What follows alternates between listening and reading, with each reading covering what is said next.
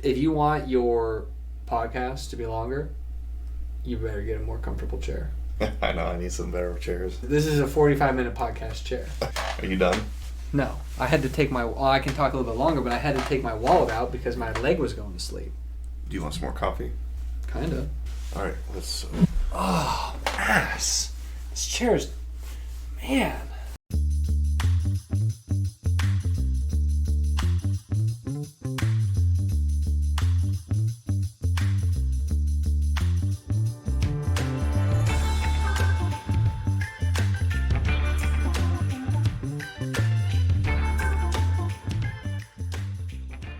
I'd like to introduce my guest today, Mr. Wil Hogue. I met Will in 2019 in our MRED program, Masters of Real Estate Development at Arizona State University. And it was apparent right away that we were both there to learn. We were both in places in our lives where we were doing this to benefit ourselves, not just because we had to be in school. We didn't have to be. So I think we were vibing pretty closely. I mean, resonating in the same frequency in that regard, and we became close friends and have been ever since. He's someone that'll take my call at 6 a.m. or any time of the day. Will is intelligent beyond his years. He has a sovereign spirit and a creative side that enables continued growth and success. Back in his undergrad days, Will was a student athlete and a force to be reckoned with in the pool where he collected his medals. He carried that same winning spirit into life, embracing new challenges with that same vigor he once used while racing the clock. With the recent addition of father to his ever-expanding list of titles, he's embarked on the most incredible journey of all, Parenthood. Will is also a bit of a taco connoisseur. He's got an undeniable love affair with the culinary delights from south of the border. In his spare time, he likes to unwind with an IPA, a bike ride, or by watering one of his many plants. So get ready, because Will is in the house. You're in for a dynamic conversation and intelligent insights. Man, I do love tacos, though. Thank you. We all love tacos. Appreciate it. It's something they definitely got right. Yeah, thanks for the intro. I appreciate that. I think it's a pleasure being on the podcast here. So thanks. So something I want to talk about first, we talked about a little bit before, but competition. So we were in the master's program together, and we both had this hyper competitiveness about us, which I think elevated both of our performance. We were really competing against each other, but really ourselves, right? So trying to do the best that we could. And so I want to talk about a little bit about competition, your motivations for being competitive, where that came from in your life. Yeah. So I started swimming at an early age. I mean, I was like 8 or 9, just swimming in like a country club league, which wasn't really competitive. I was just there because my friends were. And I really wasn't even that competitive at it, I don't think. I just was there because it was fun. And then fast forward through to high school. I played sports in grade school and stuff, but like I never really cared at all about winning, or I was just once again there because my friends were there. And then my freshman year, I think I told you this, but I was rookie of the meet for regionals, and I wasn't swimming club. I just swam the season, and then I think I was like, I don't know, second or something in the 50 free, and then the 100, or I placed pretty high as a freshman, and I won rookie of the meet. And I'm like, dang, like this feels pretty good. Like I never knew what that felt like, winning or getting an award or recognition.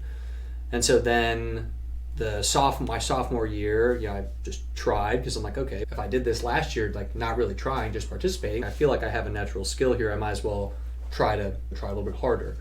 And so then my sophomore year, I think it was second in the state, and in the 100 and the 50. And so I'm like, damn, okay, like here we go. We're doing this thing. And so I just tried to, I looked at the playing field, everybody I was swimming against, I just always wanted to win. That was just the goal, so just be first. And then my junior year, I won state in the 50 freestyle, and I'm like, okay, I'm really feeling this now. And so I joined a club team, and when I joined my club team, I was like, okay, my goal is to be the best and fastest sprinter, 50, 100, 200 freestyle. And that was my mindset. That was all I wanted to do. And so joined the club team, went to junior nationals. I think I was like 19th in the country or something like that for the 50 free. And then I wanted to swim in college. So that was my goal. And then I swam all through college. I had, I don't know what it was. You could probably look it up. 63 wins in my college career. We won nationals for our relay, anchored the relay. And that was it. Like I just wanted to be the fastest swimmer I could be. I knew I wasn't going to be Michael Phelps, but that was my goal. Mm. And so I feel as I progressed in my life, like my goals change. So when you say MRED, I wanted to be the fastest swimmer, then I reached that. And you were saying you get like depressed. I wasn't really depressed, I would say, or like just time was over as far as I saw it. And so then MRED comes along, or my business life, I would say my career, and I was working at a bank, didn't really like it. I was finding my way, and then MRED was another, like the new goal after I discovered real estate.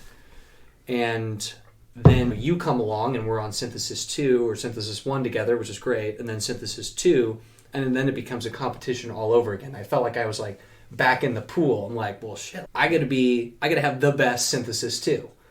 And so I feel like as I progressed through my career, like my goals changed. Like it was swimming, and then it's my career now. It was trying to beat you at Synthesis 2, get a better score at the end. And then now it's career and be the best dad possible. Mm. Did you ever set a goal that you didn't accomplish? Yeah, I never won an individual race for championships. I won. Was that a goal that you had in mind that you were working towards? Yeah, it's pretty dead set on that. In college I was, yeah. So how did you handle that? That's a setback. You were working towards something that didn't happen. Yeah, it sucked. I don't know. My senior year, I wanted to go 19 in the 50 free. That was like my goal, my life goal. And I actually ended up, and I wanted to go 43 in the 100 free, and I ended up getting disqualified my senior year in the 100 in championships. Mm. They said I flinched the start, and so I got deked. Mm. So it's basically 4 years of trying to do something, and then I got disqualified at the final. It'd be like going to the Olympics for my level, and then being disqualified in finals. Not even getting to play. Yeah, I didn't even get to play. I think I got like third overall or something like that. But how did I handle it, like mentally? Mm-hmm. How did it affect you negatively, or was it you? I don't think it really. Your mindset comes from a much healthier place than I think mine did, as far as competition was concerned. I was always outcome focused. Have a goal in mind, and I'm only focused on achieving that goal. The journey didn't matter. And if I didn't hit that goal, that's a big upset, or it would affect me negatively, mentally. And it's a simple concept, really, but enjoying the journey, putting your focus on the journey and the task at hand to reach a certain goal, but not being specifically outcome focused, where if I don't achieve something specific, that it's not detrimental to my life. And that's where I was focused, where I needed to step back and say my happiness is not dependent upon whether I achieve this thing or not. It's dependent on the steps I take to achieve things. When did you find that self-awareness? Pretty recently, actually. like today is, let's see, Tuesday the 24th, so it was yeah, probably within the last several months. It's a concept that most people know about. You hear it, but it didn't really sink in for me until recently. So did you just rewrite all your goals? No, I don't think the goals change. It's just my focus and attention. And my happiness is not tied to the achievement. My happiness is tied to what I'm doing presently. I'm trying to live in the present moment and enjoy what I'm doing. Do you set what's a classic goal? It's time and a reasonable objective or something like that. I think are like the two things. You have to have time and a measurable outcome. Is that how you set your goals now, or are they like more ambiguous? Probably more ambiguous. Like I said, not tied to specific outcome, but I want to more focus on the steps to take to get there. What I'm doing on a daily basis to achieve my goals. Yeah, and we're talking, it's some days you feel like you're not getting anything done, and then some days you feel like you are. The average is hopefully just the goal. The end outcome is like hopefully the average. Yeah.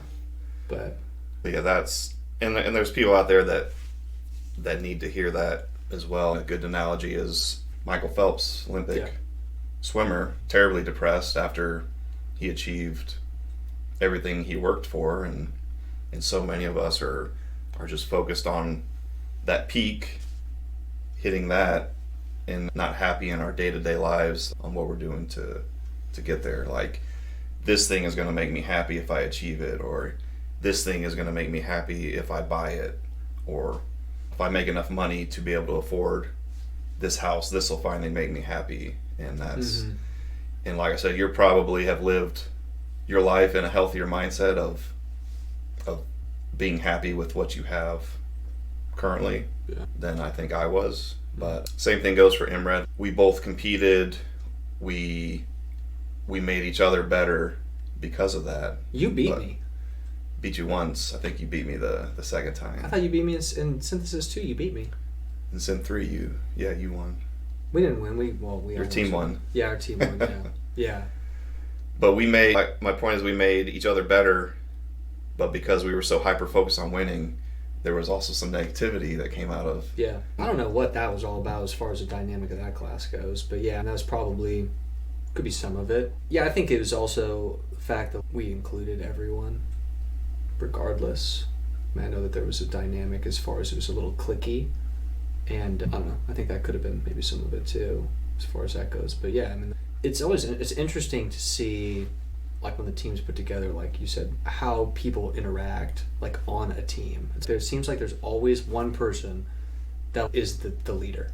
Mm-hmm. It's like the teams that don't ever have a solid leadership, like they stink. I don't know why. They're just not good. Mm-hmm. But then is it good to have a leader that just overpowers everything, or is it good to have a bunch of followers? I don't know. It's an interesting dynamic, because then I feel like it almost like it just takes one person can have the ability to just take over. Yeah, regardless of, I learned a ton from that experience. I know you did as well. Yeah, I learned that the more I learned, the more I realized I don't know shit. Like, I don't know anything. There's so many opportunities to learn, but I learned a lot in the program. It taught me how to be scrappy and find the answers for sure. And looking back, the same thing we're just talking about is I enjoyed the process, the program, but I was, again, so focused on winning that I wasn't able to enjoy it at the time. But I am now. Looking back, it was a great time. And yeah, I think looking back, I probably would have tried to look for a job earlier. That was like one thing I think I probably would have done. Always. I didn't even hindsight's 20/20. Well, yeah. I always do something different looking back. But that's what I was trying to tell the students. It's like, I would look for a job like after orientation. Like, start looking now. There's some they're worried about grades, right? Like, it's a master's program. You do the work, you're going to graduate. They don't really grade anything. Worry about learning. Worry about employers if that's what you're looking for, or whatever it is you're trying to do. Focus on that. Yeah, I feel like Nick McDonald did that pretty well in our class. Yeah. I think he had a job like right after. It's like one of the few. Yeah. But yeah, I mean, it definitely taught me a lot. It's just a shift in goals and a shift in what you're competitive at. I mean, I feel like you can be competitive at anything. Like, I don't know like why, but maybe it's like from an upbringing. Like, my parents were always competitive, not so much with each other in like a fun way, but not like competitive for our time or competitive for attention or anything like that. But I can remember whenever we would go and we would drive separate to something, like say my sister. Oh yeah. You got to race home. Oh yeah. Like, my sister and my mom were in one car, and my dad and I were in the other car. We would take different routes, and we would try and race. But you had to go the speed limit. Like, you couldn't not go the speed limit, otherwise you were cheating. So you can be reckless about it. But anyhow, like, we would race home, and that was always a thing. And I think it was always like just the competitive side of like my upbringing. And my mom is just fiercely competitive with everything. She didn't care what it is. She's racing you. She's racing you. She's doing whatever. But does she enjoy it?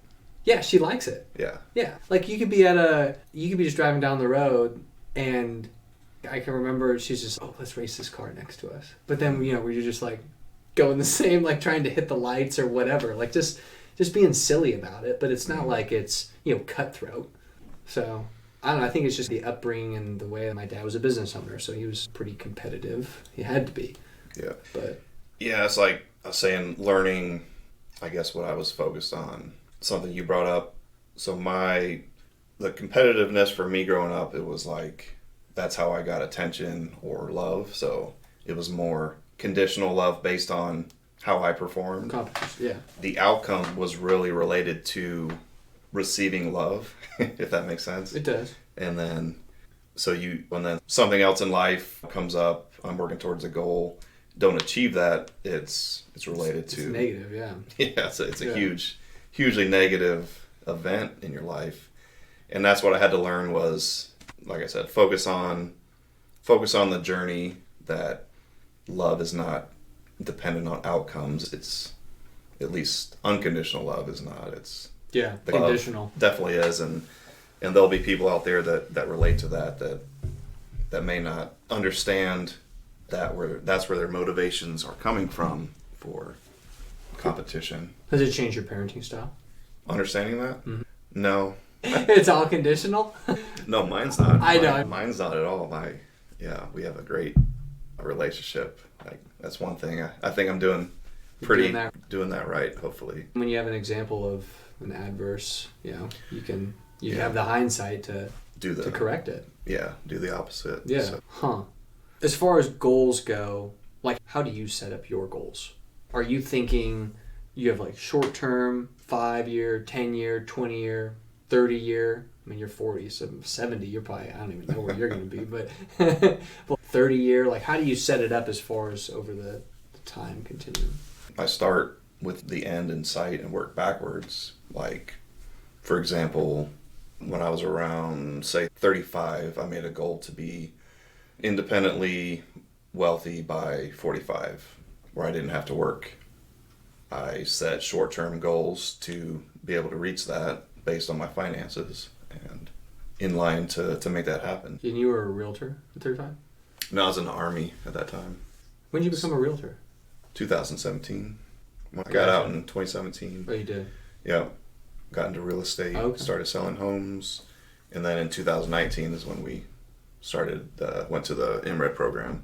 I didn't realize you were only selling homes for 2 years before that. I guess for some reason I thought you were flying helicopters like way early in your career, like early, like in your 20s, late 20s. No, I joined when I was 29.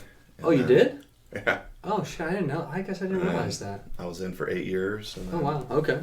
Yeah, got out at 17. Did the military teach you anything about being competitive? I feel if you just show up and do your job, it's like bureaucracy. Did that kill your...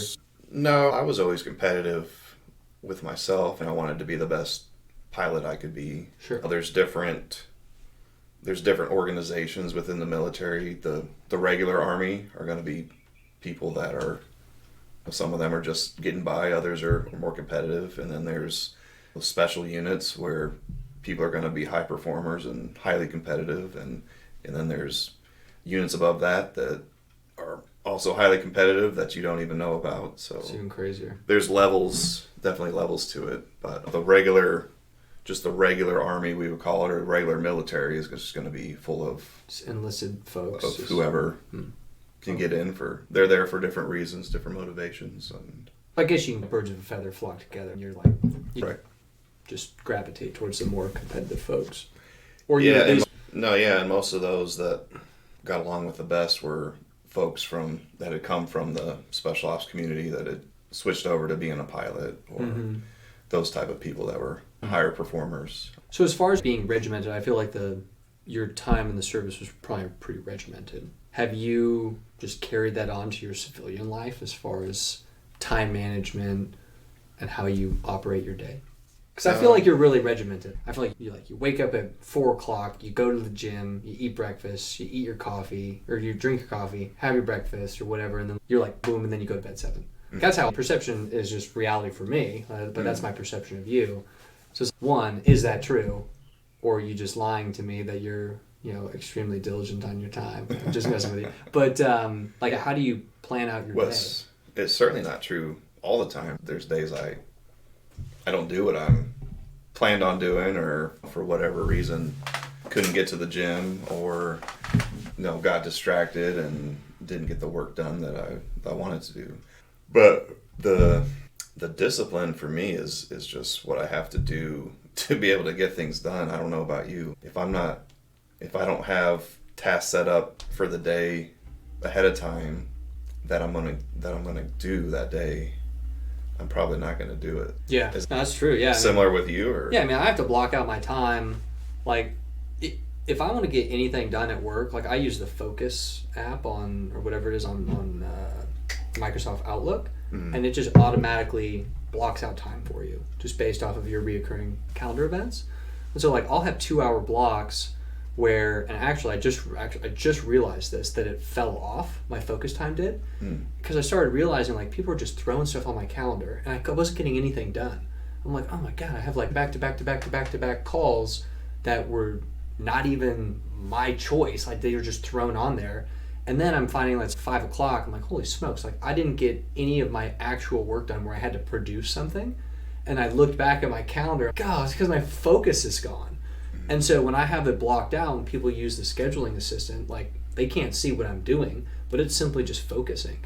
And so I use that pretty heavy. Like I block out time to actually do stuff, and then I batch emails, so I don't look at emails throughout the day. If someone sends me an email, and like if someone were to get pissed if I didn't reply to their emails because I didn't read it, I'll probably have 40, 50 emails that I don't even read, and then I'll pick them up at 3 o'clock. And I'll look intermittently, but unless it says, hey, Will, I don't even look at it until much after the fact.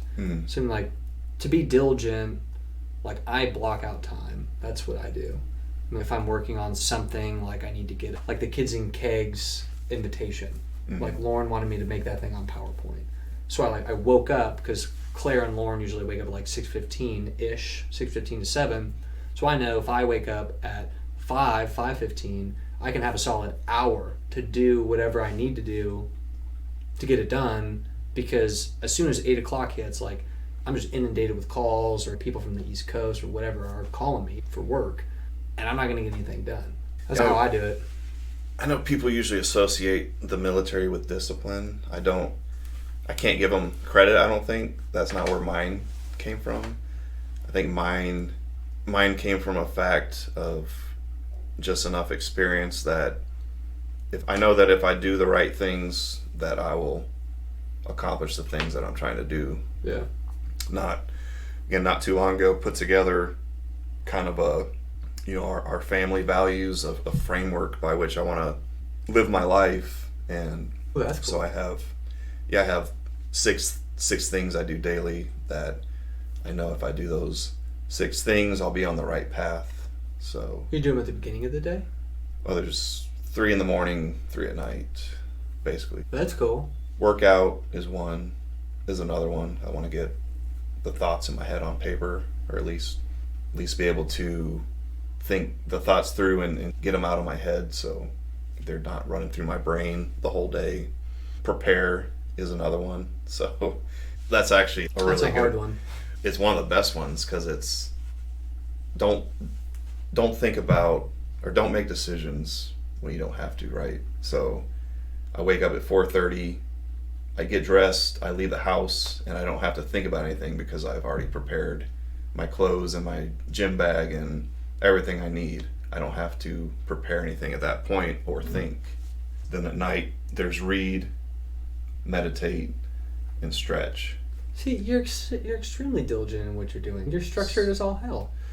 But I wasn't until I put that framework into place where I said, doing these things have these outcomes associated with them, which are outcomes that I want to experience in my life. So I'm going to do these things every day.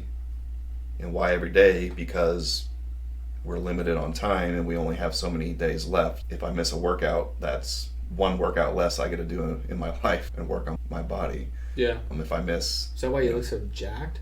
Yeah. I want to buy that shirt, but I don't think I'll look like that. So are there any... Maybe you haven't thought it through as formally, but are there frameworks in your life you live by that, do you have daily habits? Yeah, I mean, I would say one habit, just the habits that I've formed is, like I said earlier, I wake up before the girls and do what, I need to do, whether it's working on something outside of work or farting around the house on a project or just something that I need to get done. And then we always eat breakfast together. Like, eating together is important to Lauren. It's important to me too. But, just having the family unit. So, like, we eat breakfast together. I'm trying to think of another, thing we always do. We always eat dinner together. And I try not to stay late at work, but I'm always off at 5. Like, the whole goal of being the best dad is just being present, in my opinion. Like, I can remember growing up, my dad was home about 6:30, 6. He had to drive home and stuff. So we would always eat dinner as soon as my dad got home. I guess he was probably home more like 5:30, and we'd eat dinner at 6. But I can just remember growing up, and I want that for Claire, and so that's one of them.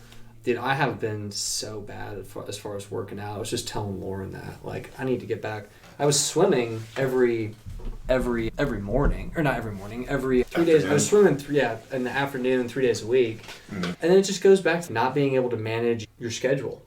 Like, stuff would get thrown on there where I would have a meeting where it was I would get out of the pool at around 12:45, 1, and then someone would schedule a meeting right afterwards. So I'm like, crap, now I'm going to have to buffer 30 minutes on both sides so that I can do my own thing. It's really, I'm making excuses right now, but I've just done a bad job of staying fit. Mm-hmm. I was telling Lauren yesterday, I'm probably in the worst shape of my life right now. We haven't been hiking. Mm-hmm. We haven't really been cycling like we used to because Claire, and we're going to get her a bike seat to get out there. But we go on walks. I would say another thing we do in the morning is probably about 3 or 4 days a week we go on walks together in the morning. It's about 3.5 miles. We have a loop that we do. So that's fun, but just, plug in with Lauren, see what she's up to for the day. Yeah, and I'd say that's pretty much it. I've been working from home, so we eat lunch together. Just trying to be present with Claire is one of the big things, because I've noticed she just grows so fast. Yeah. She's 7 months old. She's going to be 8 months old here soon. Yeah.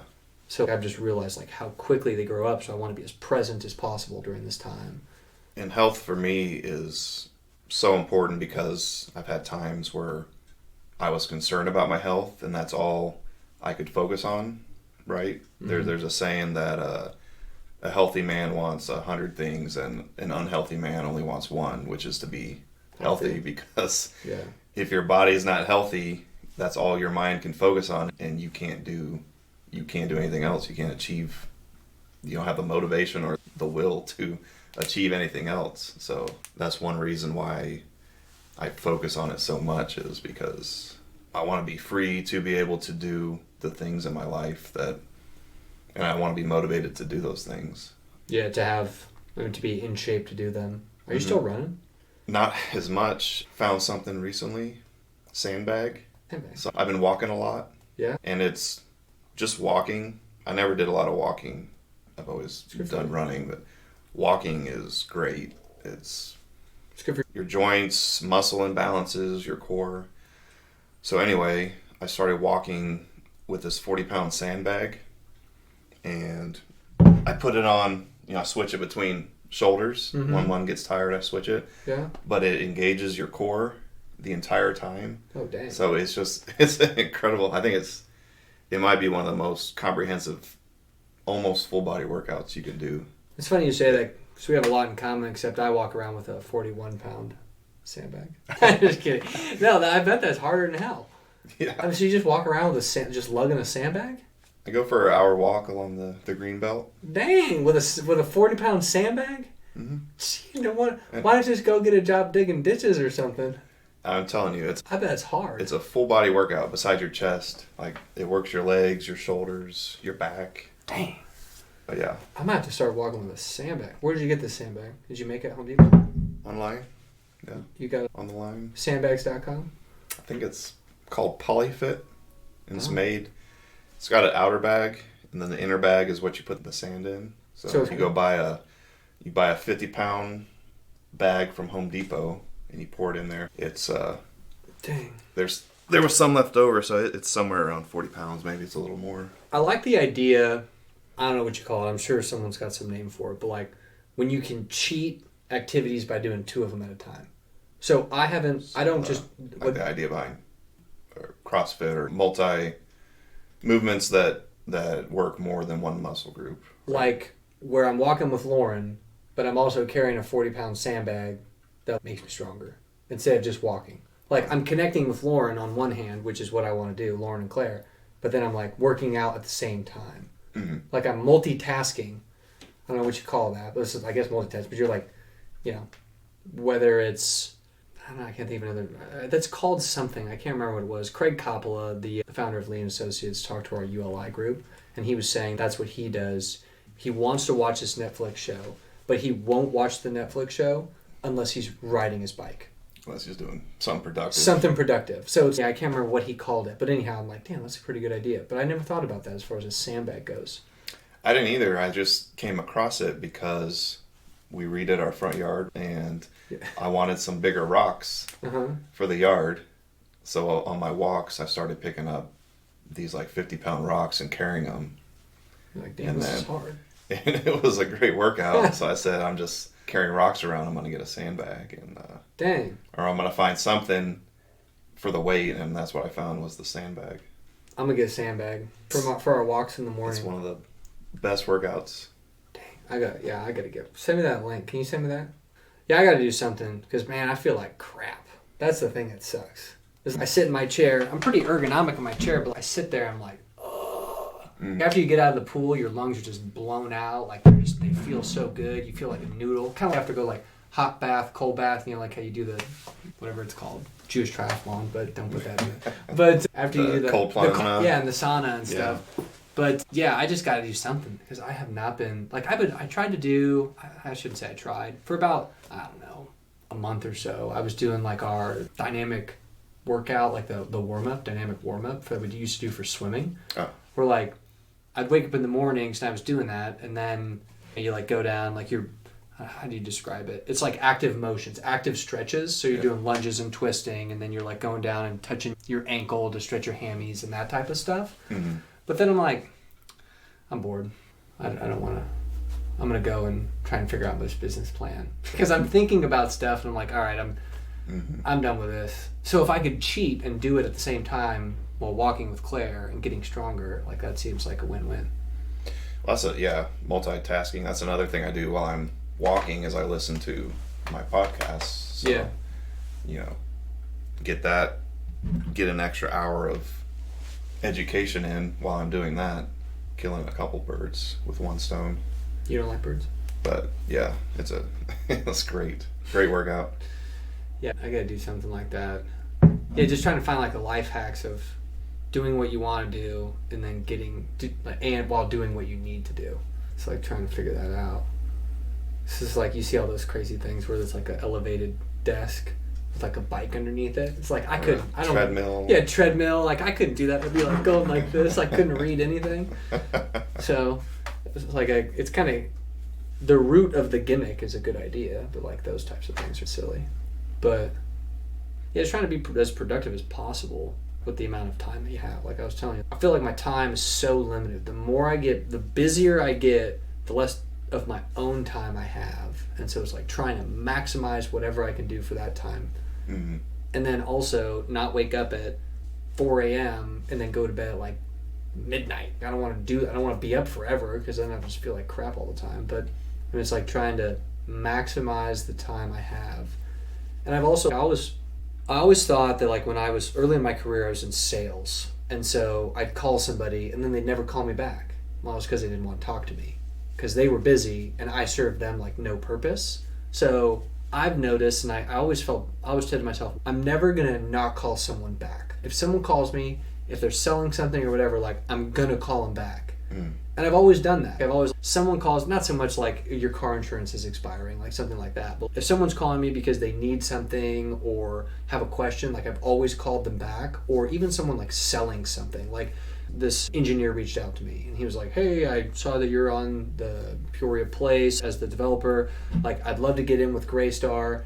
And I didn't call him back because I was just busy and I forgot all about it until right now. But like controlling my time is so important to me now. Like, I should probably call them back because that would be nice for me to do, but I'm like, I don't really have 15 minutes that I want to spend with him because it serves me no purpose to get me closer to my goal. Mm-hmm. Like, I've almost become, the busier I've become a little bit more selfish to my goals. Mm-hmm. So, I'm just thinking out loud on that. Do you find that the busier you get, like, you just block stuff off? Okay, I can't do this. This is just taking too much of my time. Oh, yeah. I think I've been a slave to emails and to meetings, and I think the more, like what I'm doing now, the more sovereign or free we get with our time, the less we're doing as far as meetings and emails go, like just answering emails just because, or attending meetings just because. Yeah, because it's not your time, it's their time. But yeah, getting rid of that has freed up so much free time back for myself where I can actually do things and work on things I'm interested, whereas before it was just focused on work I had to get done for this employer. Or have you found, at least I think I know the answer to this, but I'm curious what you think. Have you found that you become more creative because you have your own time? You're more free with your time? I think that it's something I needed. I think it's something that we all need. I think part of our purpose in life is to create, and that gives us fulfillment and happiness, right? So once, like in MRED, we were being creative, we were working on these projects, and I know that's something we both really enjoyed. And then I went to work for an employer, and I was working on their projects, and I wasn't creating anything personally or really being personally creative. And once I got back into doing, that's when I started finding fulfillment again. And I think it's something everyone needs to find that creative thing inside them. The outlet, yeah. So I agree with you. And it's related to hemispheres of the brain. Men are typically left brain dominant, which... What's that? Left brain dominant is... It's structure, Gotcha. Logic, critical thinking. Brain dominant is more creative side, nurturing, arts, music, related to masculine and feminine, but to be a whole person, you need an equal balance of both. So a lot of times as men, we're just in our left brain, we're getting stuff done, we're being logic, we're being efficient with our time, but we're lacking that creativity and that using that side of the brain that as a whole unit that helps us, find that fulfillment. So it's so crazy you say that. I agree. I feel like since you have gone out on your own, just from what I've seen, you're doing really creative stuff. Like it's cool to see, like the whole llama thing, like that, the Etsy and the art, like just how you put all that stuff together. You're also like lifelong learner though, because you had to be. But I feel like since you've gone on your own, your creativity just exploded.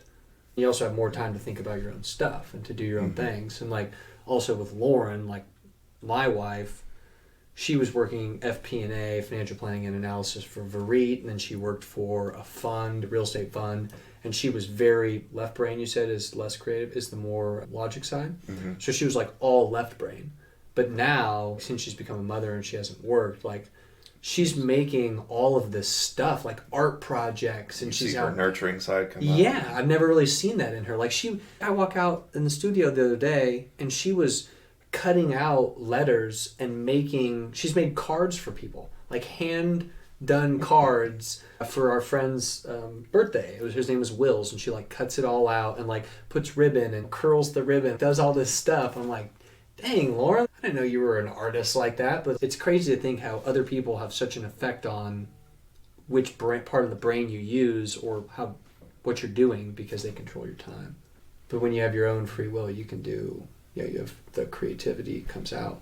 Yeah, and lifelong learner, we all need to be that, right? Yeah. Because that's just another basic purpose in life is we got to learn, and it doesn't just stop with high school or college or graduate school. It's not a formal education thing. It's something you have to do for yourself to become the best version of yourself that you can be. And it comes back to limit of time, right? If I don't learn something today, that's one less day that I have to learn in my lifetime.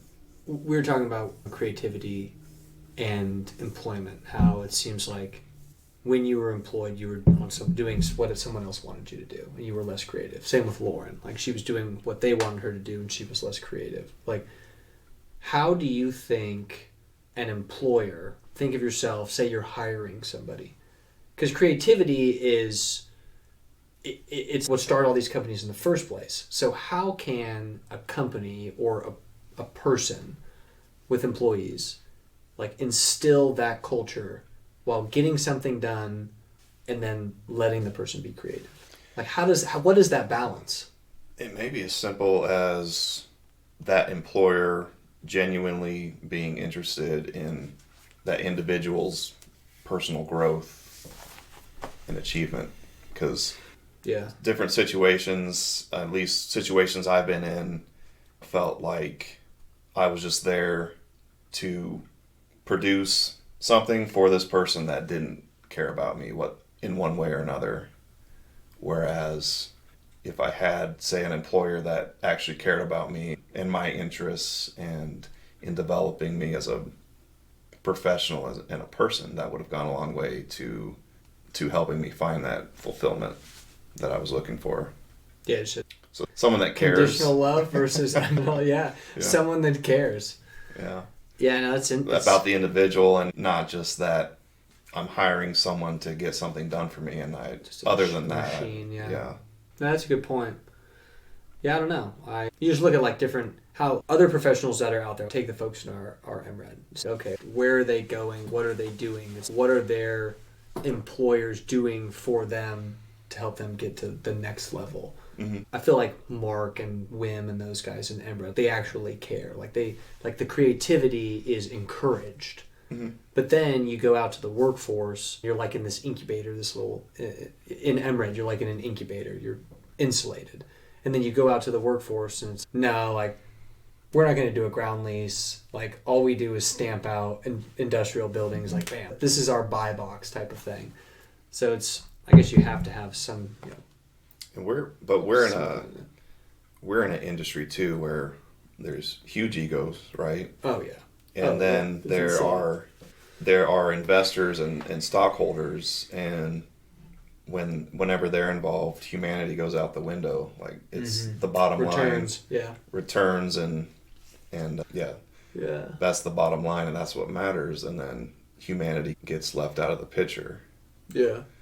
But I think you're in a unique position within the industry where your employer, I think, really does want to help you grow and want the best for you, and knows that they're going to build you up, and that someday you're going to leave and go on and do bigger and better things. They're not trying to pigeonhole you into a job to produce for them indefinitely, right? No, that's a good point. Yeah, there's just like being a boss and being a mentor. That's the two different things. I mean, the boss is just telling you what to do, and a mentor is cultivating you, like helping you figure it out for yourself. Mm-hmm.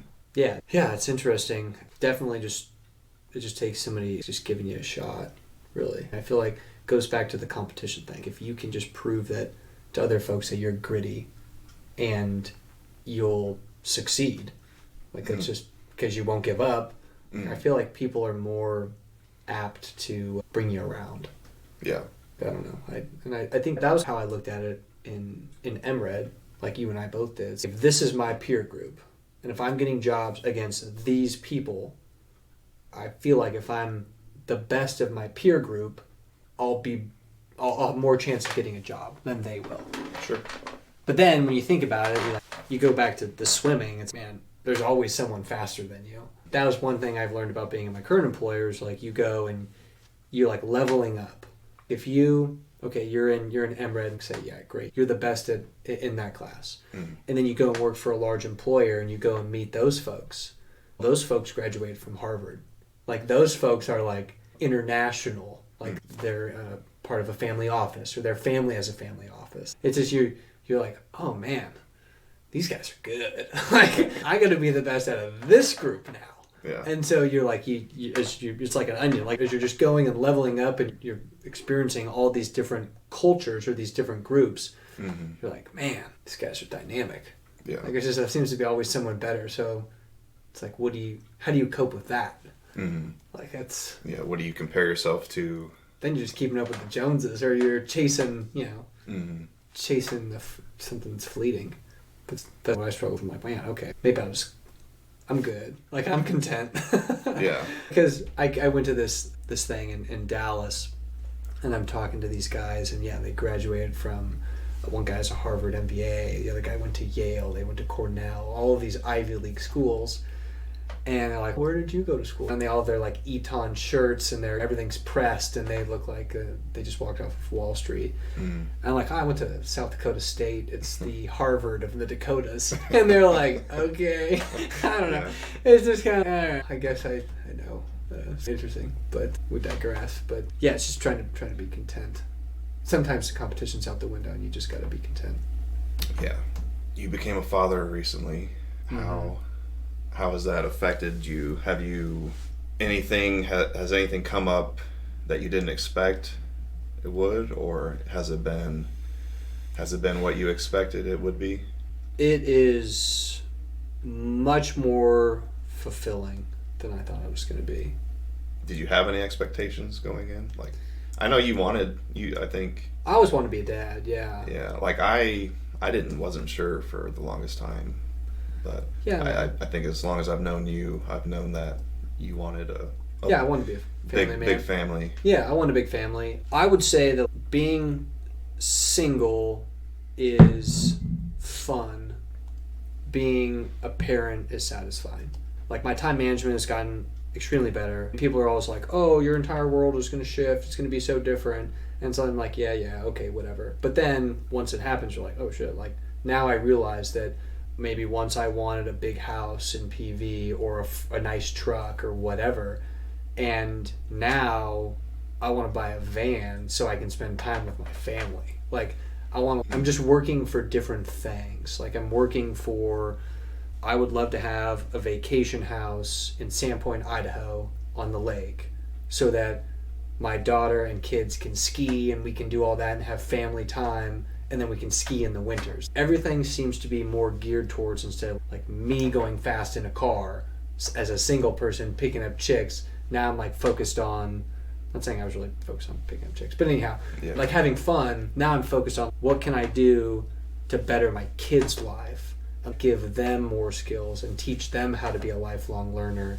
and teach them how to like tie the boat to the dock, and like all of these skills, because I just want my kid to be extremely interesting.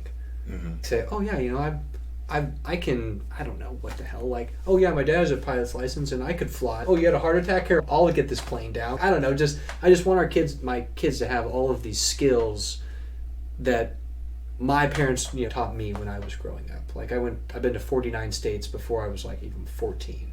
And so I would drive the car when I was like 12 years old behind the RV when we were going to the camping grounds, and when it was just my dad and I on a trip or something, and like I could drive at 12, like it was no big deal. So when I was 16, I'm like, yeah, I know how to drive, like it's no big deal. And then I look at other people and other people's kids, and they're like living under a rock until they go to college, and then they go to college and just go crazy.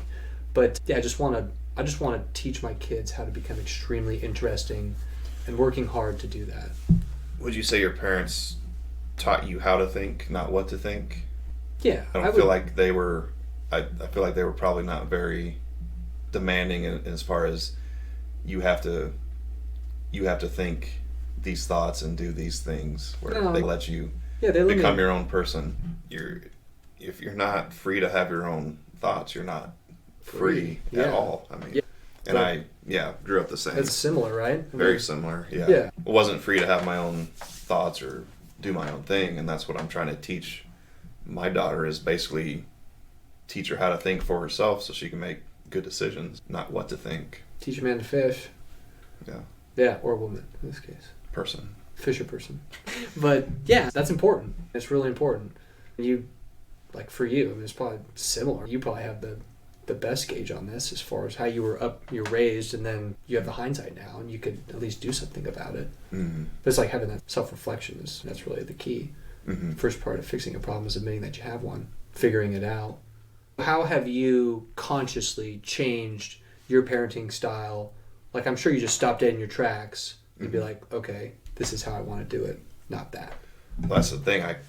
Becoming a parent, every parenting thing I did, I compared to, how my parents handled the situation, and then I'm sure.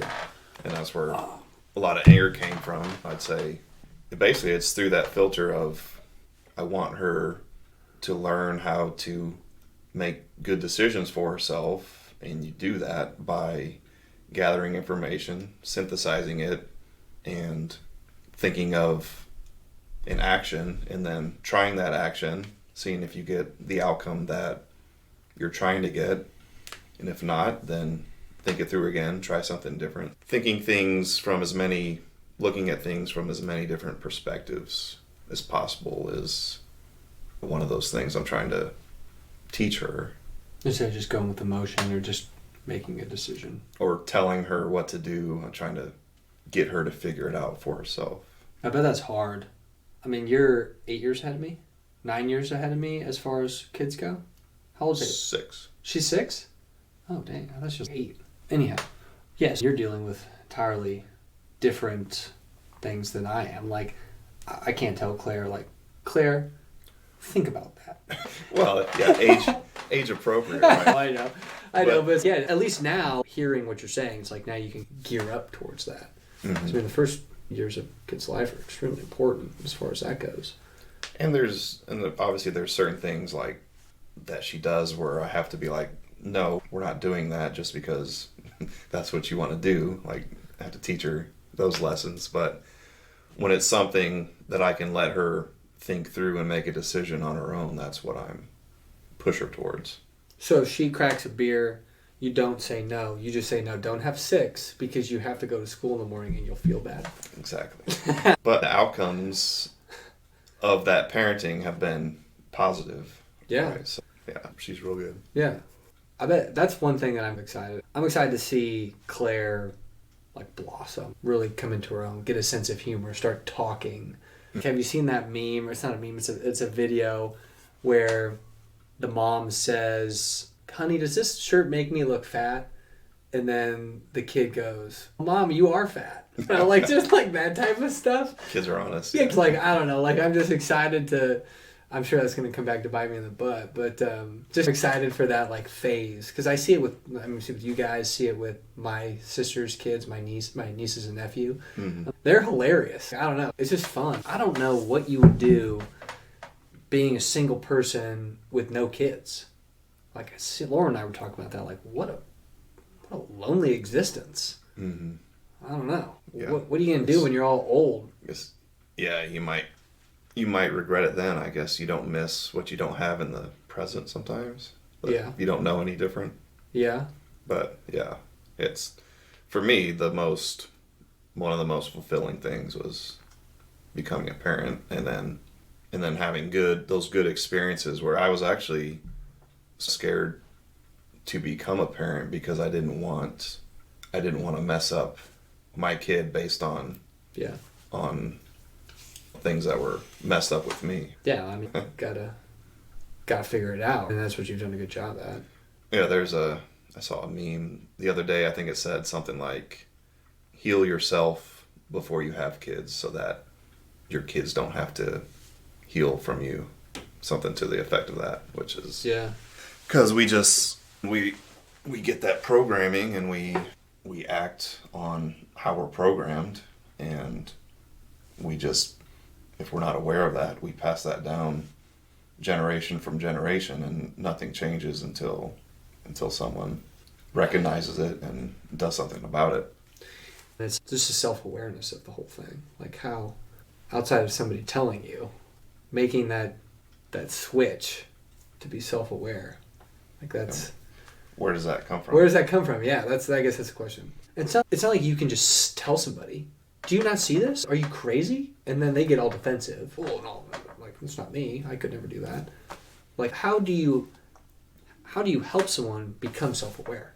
I don't think you can, because it's a journey of self discovery. You have to be, you have to want it. You have to first know that a different outcome is possible, and then you have to go on that journey yourself.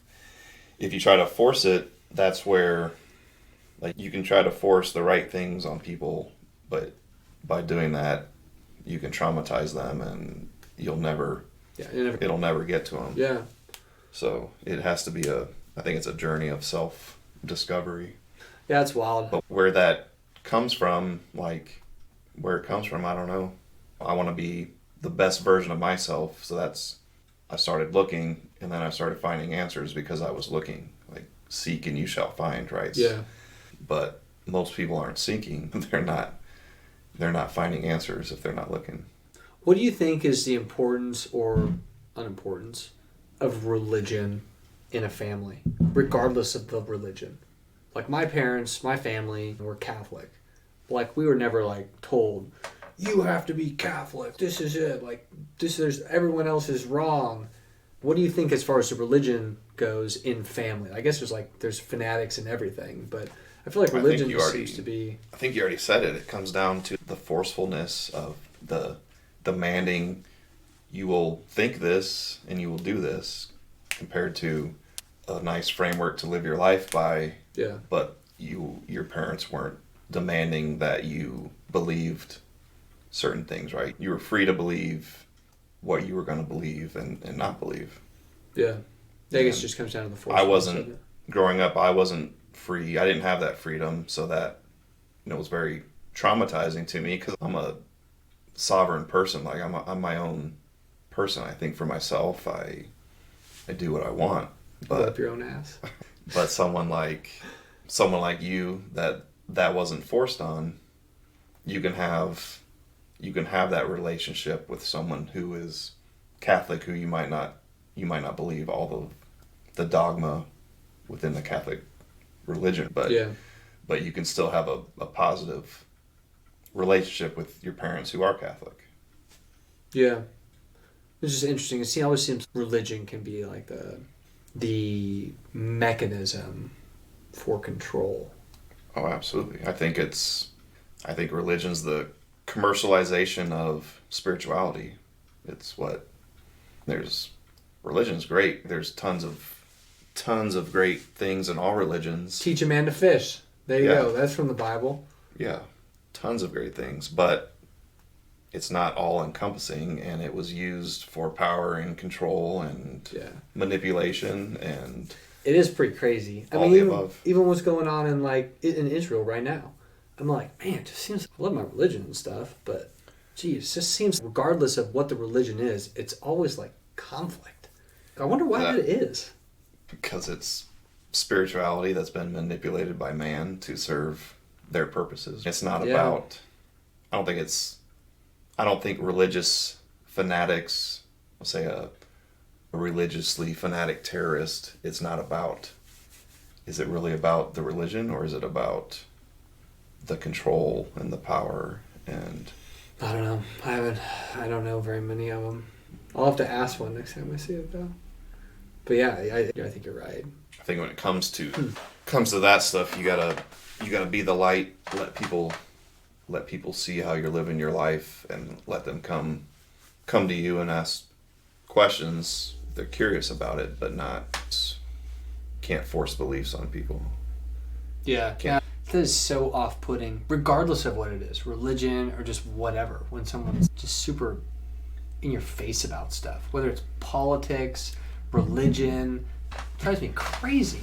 It's like, just chill. I don't know. I feel like there's a lot of people out there, regardless of what it is, just are in your face, especially with social media. I'm like, my goodness, like, I don't want to talk divisive, about it. Right? Yeah. I don't know. I don't think social media doesn't help at all, but it's just polarizing. But I don't know.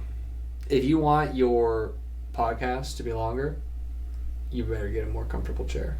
I know. I need some better chairs. This is a 45-minute podcast chair. Are you done? No, I had to take my. Well, I can talk a little bit longer, but I had to take my wallet out because my leg was going to sleep. Do you want some more coffee? Kinda. So we ended up stopping there, but overall we had a great conversation covering a wide variety of topics. I want to thank Will for agreeing to be my first guest, and hopefully he'll come back in the future.